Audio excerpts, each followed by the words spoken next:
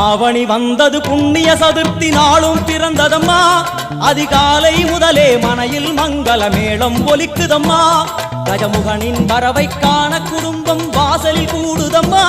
மா கோலம் இட்டொரு மனை மேல் வந்தான் ஆரத்தியாகுதம்மா கணபதி ராஜா வந்தார்